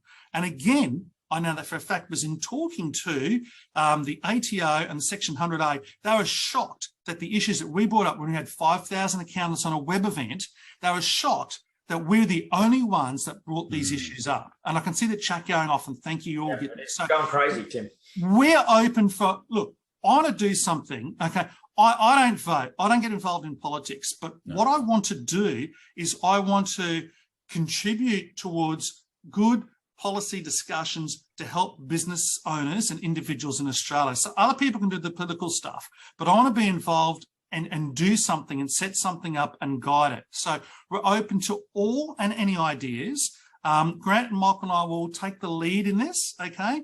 But we want you to be involved. How do we do it? Is it an organisation? Is it an association? How do we get our friends out there in our tax groups involved with us? Okay, because instead of having IPA, CA, and CPA, and by the way, this it's an absolute furphy the way that they talk about having the liability cap. That doesn't help any one of us. And we're told that it helps us. Guess what? It doesn't. If you're trading through a company, you've got a liability cap. Exactly. We've all got PI insurance up to $2 million anyway. So we don't need these liability caps. You know why they're there? They're there to protect the partnerships, the big organisations, not us. They're not there to protect any of us. They're only there to protect the partnerships. And yet all the professional bodies go off the deep end about how they're doing a good thing for us by giving us these liability caps. Absolute rubbish. You'll never rely on it. In 2020, there were 5 claims that went to 50% of the liability cap. None of us small, medium-sized businesses. So I'm going on a bit of a rant here. Go for a rant. You might want to put this video out, just separate this part out, and we'll post this out there. But everyone, I love to do something. Look, send me an email, info@changegps.com.au. Send it through to Grant. We'll combine. I need to know, how can we do this? Please, how can we do this? I'm going to put an email address. If you're interested, please send this through right now. Fantastic. And what I might do is, how do we do it, everyone? I'll help take the lead with Michael and Grant. There's a lot of interest coming through on the chat. There's been a lot of people who are asking for stuff on the chat and everything. We'll get this once we download the recording, and we'll put it together. We'll get Chris from Light Your Docs to put something together for Tim, Grant, and myself on the different areas, and we'll come back to everyone. So there's what you'll get is there's a booklet which you can send out to clients on the family wealth protection, which you'll be able to put your logo on. You're going to get all the cases, and I'm going to go through them very shortly where they're all marked up. You're going to get the slides and obviously this recording as well. Now, there's a few questions. All the checklists that I mentioned before from EO. Yeah, the checklists and whatever Tim's got as well. So I've got a few questions. Let's rip through those before we start to hit promissory notes and also the cases. So Arthur Solomon, where do you get the cash to make the strategy work? Well, that's where you have the promissory note. Cash is preferred. Assets are preferred, like shares and UPEs. But again, just watch out for any capital gains tax. Now, another one here. Will a second mortgage affect my credit rating? No, not at all. Yeah, okay. No, won't impact it. From Nitten. And if you want to, as I mentioned earlier, if you want to access equity, then we just have to unwind the position to that amount of equity that you require to utilise. Fantastic. Nitten, my good mate, Nitten over in Western Australia, do we need to take consent from bank in WA for second mortgage? No, you don't. I responded to that earlier. And what I'll include, which we've got now, is a table. There will be a one-page template that will come out with all those checklists that actually has every single state listed and what the requirements are of each state. So we'll make that available. Perfect. Paul Hopkins, good mate up here, Sunshine Coast. What's the outcome with the protector is put in place today and the property market drops by 10%? Well, the mortgage and the loan are the same, and you're going to see that in Atea. In that case, there was a mortgage for $1 million, but there was no way there'd been transfers of $1 million over. So again, the loan was for $1 million. The fact that it's it's not covered by the assets, that's just the way essentially it is. Paul Talkington. So if we're going back to Bosanak, would a deed between the husband and wife at the initial house purchase, so a deed of gift, would that have prevented the presumption of resulting trust? Absolutely. So we need to have that in place. You can possibly do a rectification deed or a deed of ratification that there is a presumption of advancement. You want to do a deed of gift, so that basically takes it back. Paul Hopkins, again, I have a plumber who needs a protector. Have the documents been updated to allow for QBCC security requirements? Do you guys know much about that one, Tim? You're talking about where you require a deed of covenant to meet the licensing requirements there, Paul. So what can be put in place, and I'll let Tim add to this as well, is we certainly can put a deed of priority in relation to mortgages. So there is effectively a carve out for a certain amount of equity that may need to go towards such deeds. Fantastic. So if we've got a second in place, the bank's got the first, we've got a second in place. After the second's in place, can you then do a deed of priority that partially releases part of that for the QBCC? Yep. Beautiful. And how much would that normally cost? Yeah, there's a bit more documentation work involved in that, but you're probably looking, at most $1,000. So I reckon you should put together a QBCC kit. Yeah.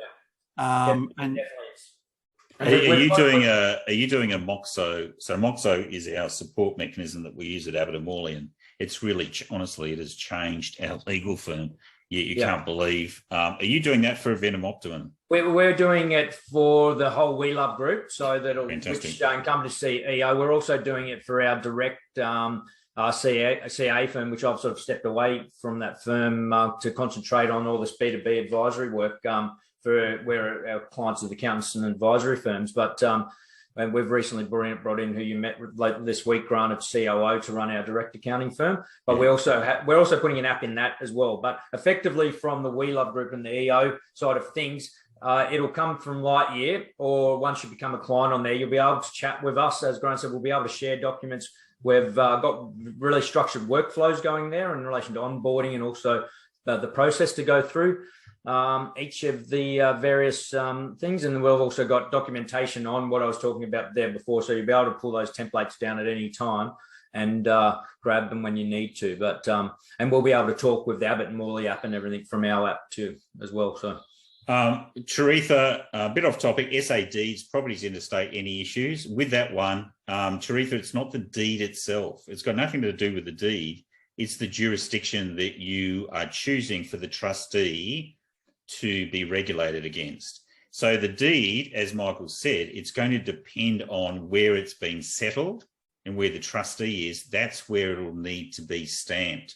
So, for example, if it's a Queensland deed, if it's a Queensland trustee, you can still choose the jurisdiction of South Australia. At some point in time, they'll obviously make it like, if you go back to 1961, all companies, in fact, even later than that, all companies had their own jurisdiction, being state by state, which is then accommodated. So Warren has sent through a question: what does cause a resettlement? If we pull an asset out of that trust, for example, we've got a property in there and we put it into another trust or potentially sub-trust, then effectively that will be a resettlement.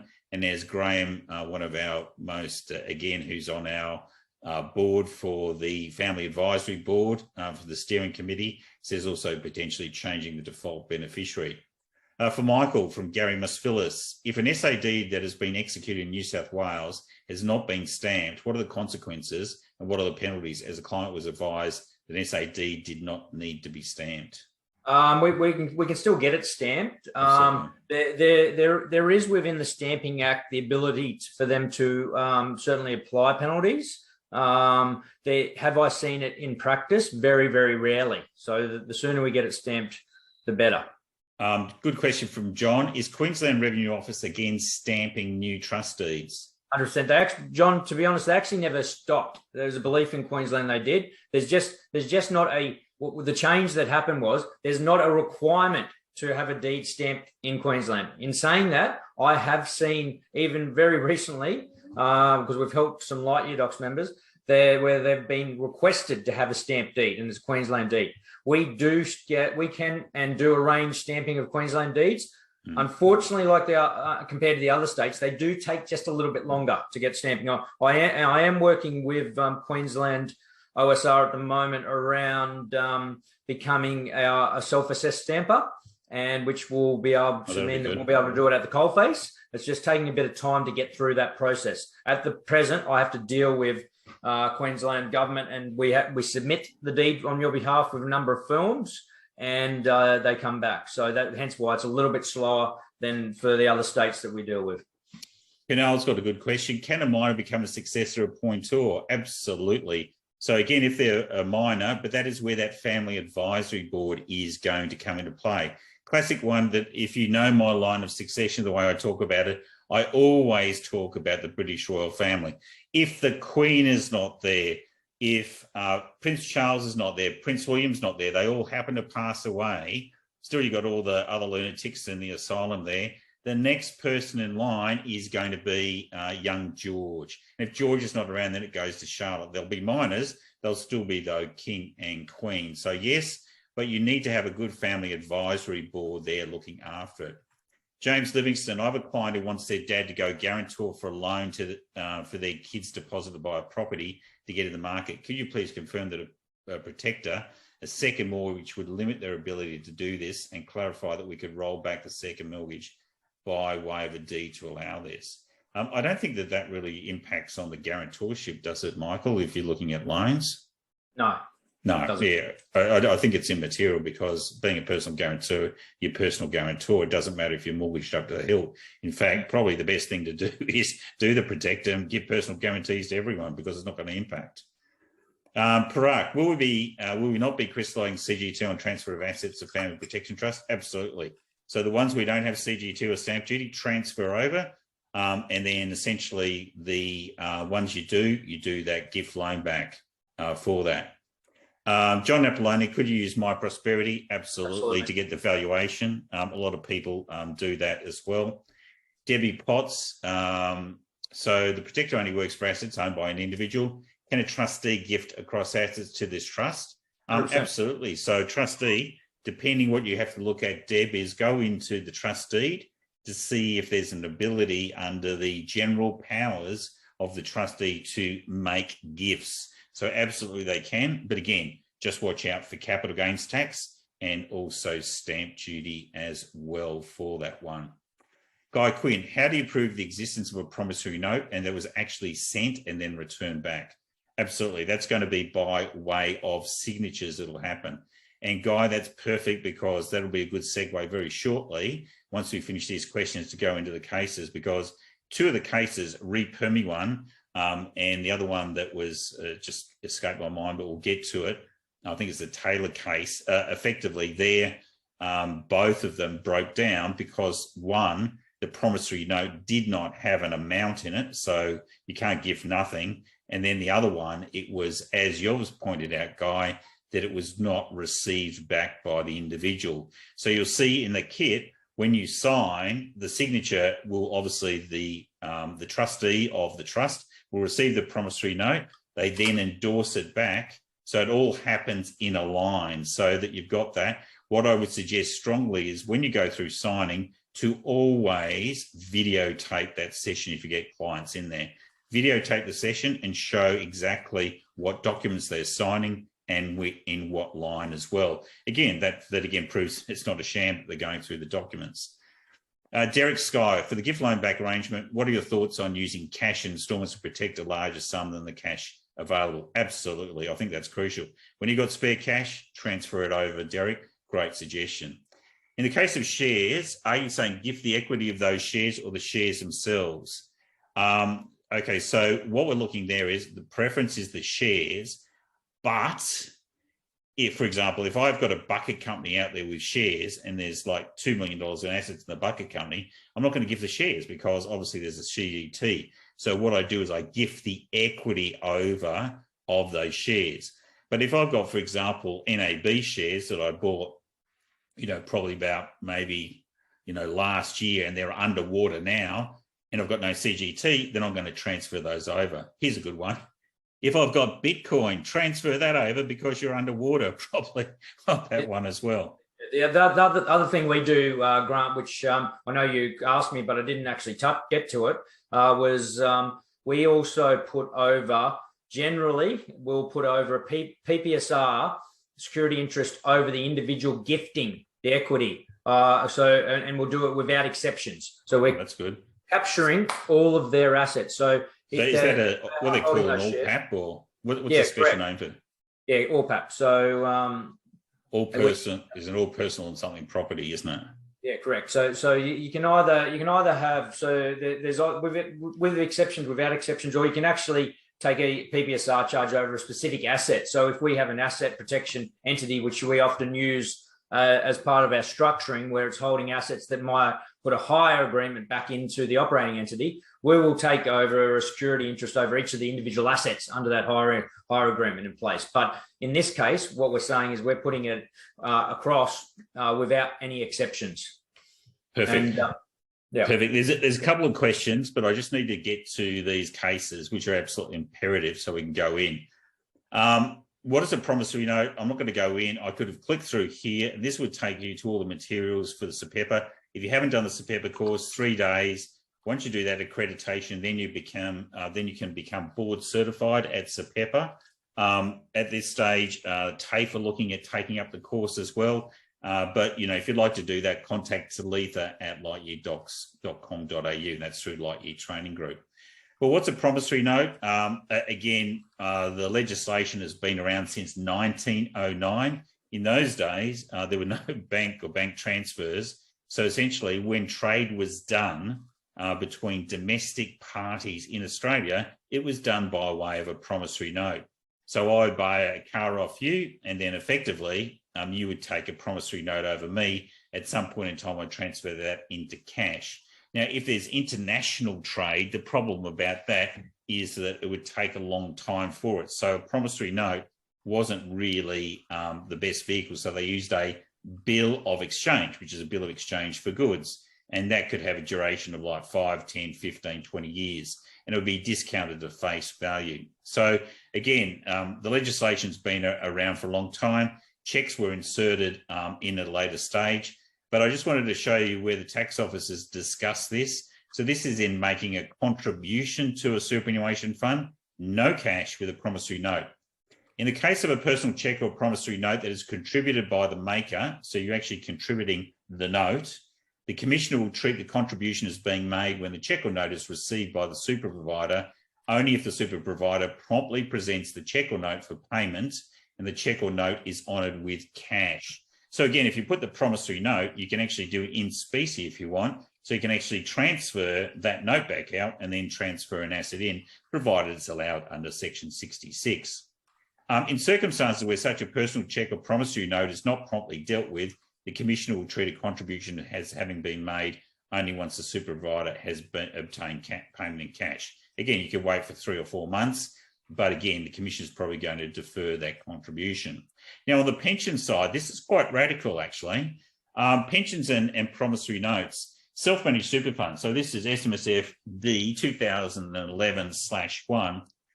For the purpose of the super regulations, is a benefit payable with a cheque or promissory note cashed at the time the cheque or note is received by the member or beneficiary. So what they're saying is there a payment, much the same we've got with a contribution, when that promissory note goes out. And Commissioner says, and this is not me, yes, provided that at the time money is payable immediately and available for payment. The trustee and again, it could again be an asset that's being transferred out of the fund. The trustee takes all reasonable steps to ensure the money is paid promptly. The money is paid and the requirements of the SIS regulations are otherwise satisfied. Okay, let's go in. I've got a few things we're going to go in. This is a big one, which is probably pretty important from Michael's perspective and mortgage deeds. This deals with Attire versus Nosbaum. I think I might have got the wrong. Oh, here we go. Change it over to me. Let me just, here we go. So in the Attire case, you'll get this. This was, for those who know, down in Gold Coast, down at West Burleigh, Dr. Attire. Do you know he's a cosmetic surgeon down there? What he was doing was argued in the case. He was there for asset protection for this. So let me just blow it up a little bit so you can see a little bit more. I'm just going to go through the areas that I've highlighted. Otherwise, we don't want to be trolling through the whole of the case ad infinitum. So let's go back. That's a little bit big for us. Okay, so Violet Nosbaum, the defendant, is an elderly lady. She has one child, Aaron Attire, the plaintiff, who she raised on her own. Their previous close relationship is no more. That's because he married out of the faith. They became estranged in 2005. In 2006, the defendant made demand for repayment of monies owing under a deed of mortgage executed in 2003 and registered against real property in the plaintiff's name. The plaintiff denies that any monies are owing under that mortgage. He seeks declarations that the 2003 mortgage and a notice of exercise of power of sale issued on the 10th of June 2009 are void, invalid, and otherwise enforceable. He's arguing that it is a sham transaction. The defendant counterclaims seeking to enforce the mortgage entered into between the plaintiff and herself. So this is one of the prime cases around sham. So I've got there, these are the issues of determination. But interesting, is the defendant a stop from enforcing the mortgage? Is the 2003 mortgage supported by genuine underlying debt between the plaintiff and the defendant? We've got there, he moved to the Gold Coast. Let me just go down to some of the main facts. On the 11th of July 1990, the plaintiff entered into a contract to purchase a resi property at 8 Kilkenny Court, Sorrento. It's probably near where you live, Michael, I think. Yes, the purchase was completed on 8th of August 1990. The purchase price was $270. The plaintiff obtained a loan from Citibank Saving. This loan was insufficient to meet the purchase price, and the defendant, the son, borrowed $70,000, which she provided to the plaintiff, the mum provided to the plaintiff to allow him to complete the purchase. On the 2nd of August 1990, the plaintiff executed a mortgage over Kilkenny Court in favour of the defendant. So again, that's a second mortgage, as Michael said. So the banks can't prevent you. Around the time of the execution, the defendant caused $190,000 to be paid to Citibank to discharge its mortgage. That mortgage was released. On the same day, the 1990 mortgage, which was stated to have consideration of $500,000, was registered on Kilkenny Court. They went down further, and then on the 5th of June 2003, the plaintiff and defendant entered into a new mortgage, the 2003 mortgage, with a consideration of $1 million. The plaintiff also executed a document heading particulars of loans in that amount. The Bank of Queensland mortgage was registered on the 27th of June 2003. At that time, the 1990 mortgage was released. The 2003 mortgage was registered on the 23rd of July 2003. It was again a second mortgage. So all of these things happened when they were friendly. But then what happened, so on the 15th of October 2005, the plaintiff married in Hawaii. Whilst the defendant had travelled to Hawaii with the plaintiff and his fiancée, she did not attend the wedding. A dispute had risen on the eve of the wedding. The plaintiff and defendant have remained estranged ever since. So that's the nut of it. So in April 2006, the defendant made a demand for repayment of the 2003 mortgage. The plaintiff asserted the defendant was not entitled to rely on the 2003 mortgage due to the existence of collateral agreements. The defendant subsequently issued further notices, including a notice of exercise of power of sale on the 10th of June 2009. The plaintiff commenced these proceedings on the 7th of July. So I won't go through, but they talk about sham and all of this sort of stuff. So they were the pleadings that were made in the party. We've got a whole lot of monies that have been sent over, but nowhere near the $1 million. So the $1 million was just a figure that was pulled out of thin air. He said he basically did it for asset protection. And they go through a whole lot of the case around, I think it's an interesting case if you have a bit to talk about. But if we go down, we've got the Robert Kennedy. This is interesting. Neither the plaintiff nor the defendant impressed me as reliable witnesses. Both left me with the impression they were tailoring their evidence so as to present the other in the worst possible light while seeking to portray themselves as being loving and caring to each other. Again, the judges are pretty good at seeing through that one. So the claim, the plaintiff contends the 2003 mortgage was a sham, not supported by any underlying debt. The term sham is used, and this is important from us because this is a high court case and federal court. The term sham is used to connote the transaction being a cloak, giving the appearance of one transaction when it masks a different transaction. So again, what we're doing, for example, if I gifted money to Michael and I did a deed of gift, but the underlying was a loan, then that quite clearly is a sham because the underlying legal transaction was a loan. Now, we then go on further. This is from the High Court. The plaintiff contends the true transaction was one which the parties intended not to create legal rights and obligations. If that be true, a court will give effect to the true intent of the parties and not the form thereof. So we then go down and again, have a read of this. The judge goes on, I find the 1990 mortgage represented a legitimate transaction prepared by her solicitor to provide security for debts owed by the plaintiff. Similarly, when the defendant took steps in 1995 to enforce the 1990 mortgage, the plaintiff executed documentation consistent with a bona fide obligation to repay the debt secured by the mortgage. Having initially indicated it would comply with the defendant's request, the plaintiff, after the defendant had instituted proceedings some 9 months later, wrote the defendant's solicitor inquiring as to the steps necessary to pay out the mortgage. So quite clearly, I won't go through it any further, but essentially when we have a look at this, this case, there were legitimate transactions, and that's what essentially the judge said, is that these loans were bona fide. Let's just go down to the conclusion. And again, this is dealing with a sham case. So the conclusion, and it's actually quite funny, you can see that she actually, so her will provided, this is why it never applies, it will provide reasons why the defendant did not provide for the plaintiff in the will. That my son has married out of the Jewish faith. My son and his wife precluded me from attending his wedding. My son has treated me with disrespect for many years. My son has borrowed large amounts of money from me over years, and so on and so forth. So again, unfortunately, family provisions claim wouldn't really cover that as well. So if we just go down, conclusions, the 2003 mortgage represents a genuine agreement reached between the parties. It is not a sham. The defendant did not ever represent or agree she would not enforce the terms of that mortgage or that she would not seek repayment of that agreed sum. there is no basis of the claims of misrepresentation or estoppel. Now, I just want to go in and we'll have a look at the recent case on Permi 1. I'm going to give you a bit of a background on this so you have a bit of an idea. It's one of the funniest ones that I have seen for a long time. Let's see where it is. Sign, protect the trustee. Going along.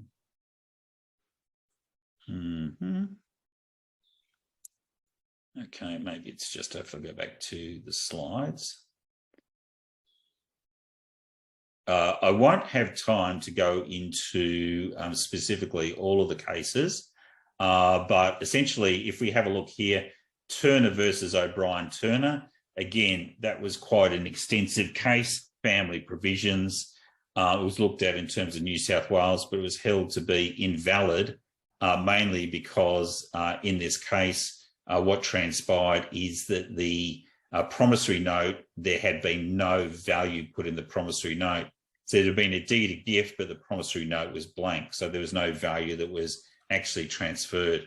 I wanted to get into Hill versus Zuda, but unfortunately we haven't got time. So I'll cover this in Permi 1. I will send you the cases through. Importantly, from Hill versus Zuda, it was a BDBN decision, but the High Court was very castigated the Court of Appeal, which is from a decision in the Supreme Court in Western Australia, by saying they relied on obiter statements. Now, an obiter statement is simply a statement by a judge that has no reference to the ultimate decision around the particular case. In that, they castigated and said that Hill and Zuda should have, being a Court of Appeal, should have made the decision by themselves and not relied on an obiter decision, which is off-the-cuff remarks made by a South Australian Supreme Court judge. And again, they really, if you have a look at it, I've marked it up, they've really ripped into it. Okay, let's have a look at Re Permi 1. In Re Permi 1, I'm not going to go through the, again, if we had time, we'd go through the decision. But in this case, it was a classic gift loan back. And again, it was the same legal firm that did Turner versus O'Brien. So again, they set up a trust, they did a gift, promissory note back, loan, and mortgage deed. Now, one of the issues there, though, is the executor of the estate was the son, and effectively the mother wanted to leave out the daughter from the estate because she'd fallen, again, like the case in Atea, they'd fallen into disfavour. Now, the gift loan back was promulgated as a solution for that one. The son, who didn't get on with the daughter, his sister very well, if you have a look, he called her every name under the sun.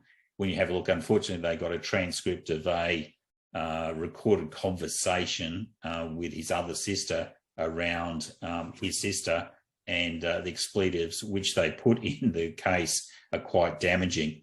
Now, for that one, he was also the trustee of the fund. Now, this is the interesting part of the equation. The original judge in the Supreme Court didn't knock back the decision at all. So what they did is they said, look, there's a conflict of interest between the executor and the trustee, that the trustee showed such animus towards his sister that is very unlikely that they're going to be fair in terms of making an application as executor to challenge the decision by the trustee. And we're seeing that quite often, that there's been a few cases recently where trustees have been replaced. In this instance, and this is the crucial point, is the judge replaced the executor of the estate with a court-appointed lawyer. So effectively said, look, let's go away. I'm not making a decision here because this is only just a preemptive discussion. So the son was still going to be the trustee of the trust. We had the executor now, which was a court-appointed lawyer. And then as a consequence of that, on the death of the mum, the whole transaction. So there was the same as in Atea, there was an enforcement, there was a mortgage deed and all of that sort of stuff. Now, what happened is obviously the court-appointed lawyer is going to make a claim against the estate. Now, the problem about it is they made a claim against the estate, but they found in discovery, if you can believe this, Michael and Tim, in discovery that the promissory note was never endorsed back to the gifter. And as a consequence of that, they held the promissory note was virtually defunct. Oh my goodness, Grand Abbott, can I just say something here? Mic drop moment. Remember, accountants were so crap scared because all the lawyers tell us we don't know what we're talking about, and they get it right all the time. And what do the legal firm do here? Yeah, and it's the same legal. It's the same legal firm. Then Turner that forgot to put the numbers in, and the same one in Permi one. Now, interestingly, it came up for a decision, and again, I'll send through and have a look at some of the language. But it was a cost decision because they'd gone through the whole strategy, but then they found the strategy failed because the legal firm had made a mistake by not endorsing the note back or showing presentation. And as a consequence of that, it was interesting because as a consequence of the costs, if you think about it from a logical perspective at a high helicopter view, the Queensland Supreme Court appointed a lawyer to look after or make a challenge.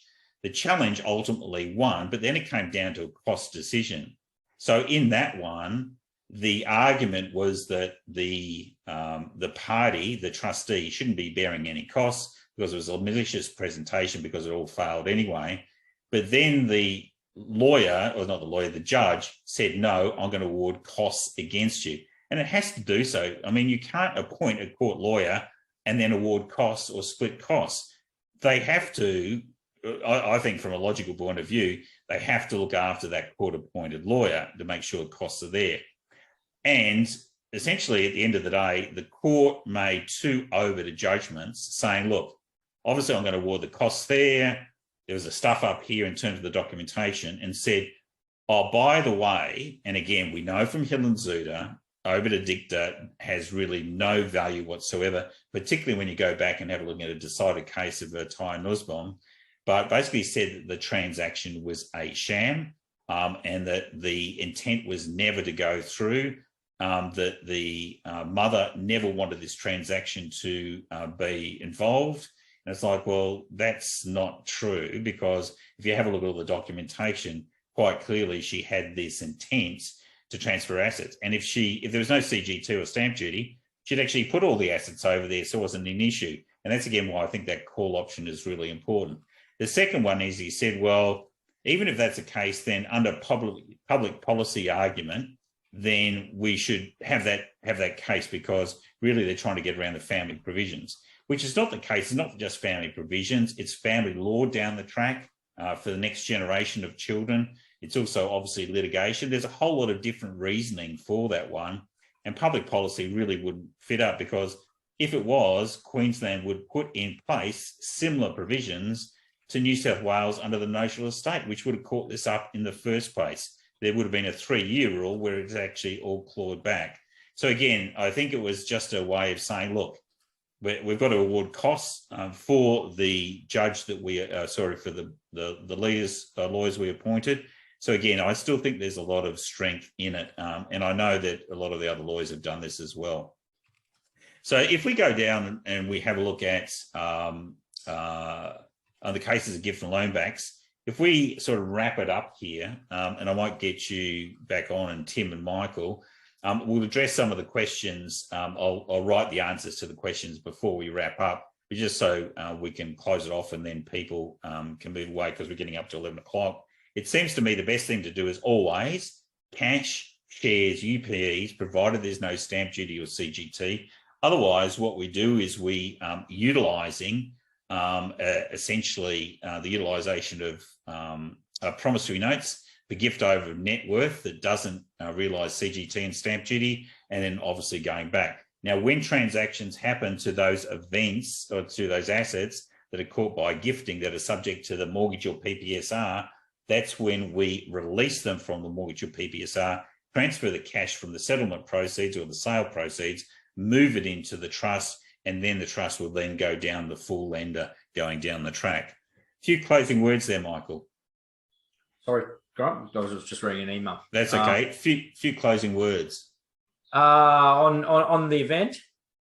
Yeah. So no, just around the gift loan back, what you're seeing, what you see as the way forward. I mean, the important thing, and we've seen it from other tier 1, tier 2, and other legal firms come out and state that there's nothing wrong with the gift and loan back strategy and effectively what the protector does. The important thing that they say is, which we talk about all the time, is that it's done correctly with the right documentation and the right processes in place. So when you do that, then it is not what people are trying to say it's a sham or anything, because any of those cases that we've gone through and we've discussed them in depth offline, obviously, is that they do involve positions where there has been a sham or the documentation's weak or the documentation's non-existent. There is Spruker going around doing what I'd probably call a half-assed gift and loan back strategy, and purely because the documentation was weak and limited and the processes weren't correct. So it all comes down to having the right documentation in place, doing the right processes and procedures, and getting it right, just getting it right. You know, I think it's important. I mean, we've got the great Steve Jobs there, but it's important for us to you breathe in, this is what we're dealing with. Now, what you do is you move on and you always are tweaking, innovative, and making things better, like the option strategy that's brought in, and it will continually be the case. Tim, your final words. What we do to absolutely ensure this is not a sham is that we've got our estate planning and personal asset protection advice document. There's a basic one in Change CPS. In a couple of months via the app, you'll have one that you'll be able to use.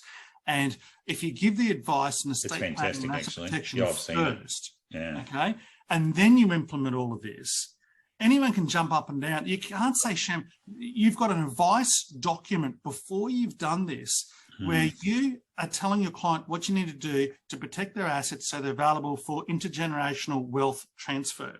Now, the beauty of this is no one can attack it because we're not talking tax. No one can attack it because we're not talking about, depriving creditors. We're talking about intergenerational wealth transfer, which is what we're all about in SAPEPAA. So I'm pulling out all stops with that. We've got a dev team overseas who are starting the process and working on this.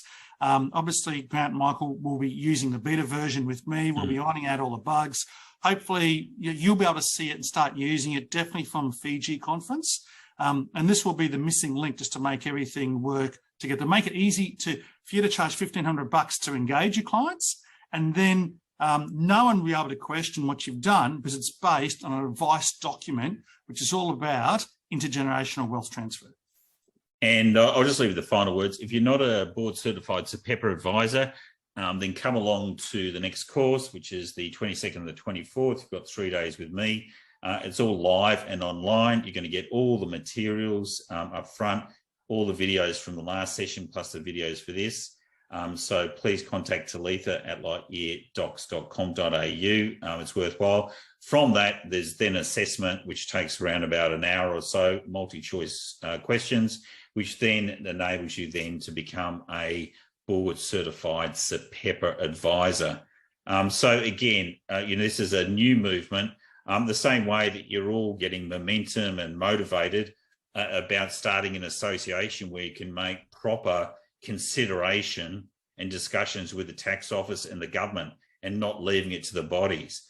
What I've learned over the last couple of years is that the things that the people we trusted, the people we believed in, that we hoped had our back, for many years, obviously it's not the case, and that effectively what we need to do is it's a new way forward, and we need to stand up for ourselves.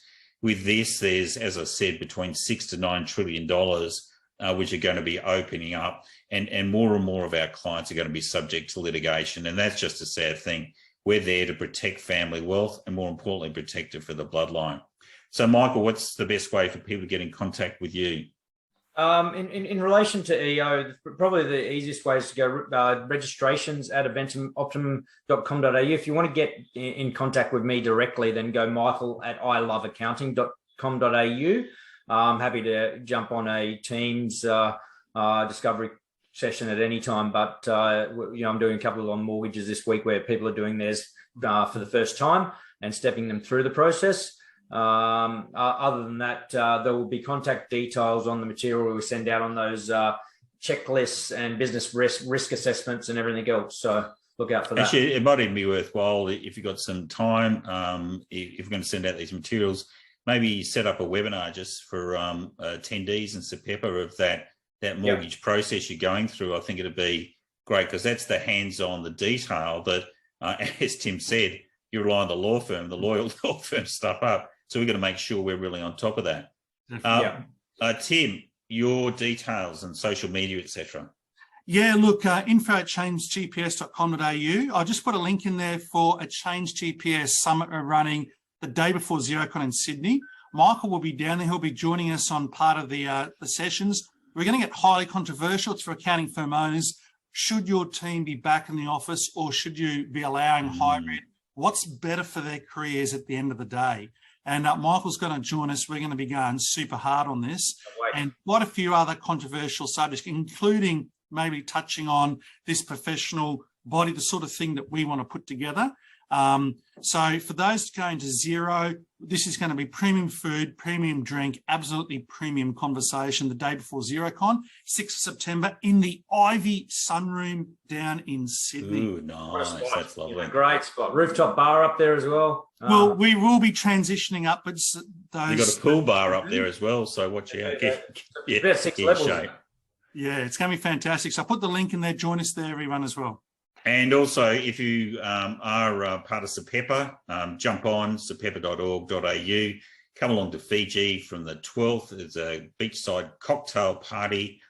First day is very hands-on intensive. Both Tim and Michael will be going through their first meetings, although we might have to defer Tim's to lunchtime so he can partake of a nice Fiji steak and a bottle of Merlot from New Zealand. And then on the 14th, the closing day, essentially we're going to pretty high tech, and we're going to be looking at international wills, looking at living and legacy trust, which we're bringing to Australia, talking to US lawyers who really their strategies about getting around this intergenerational transfer tax. So it's very exciting. Again, you can see the quality that we've done today. This is what SAPEPA is about. It's not like fairy floss. We're getting down and we're getting right into the weeds. Anyway, thanks a lot, Tim and Michael. I know both of you are super busy and really appreciate your time giving back to SAPEPA and that. And again, this recording, the video, the slides, and a lot of materials will be coming to you in the next day or so. Anyway, it's Grant, Tim, and Michael signing off. Thank you. Thanks.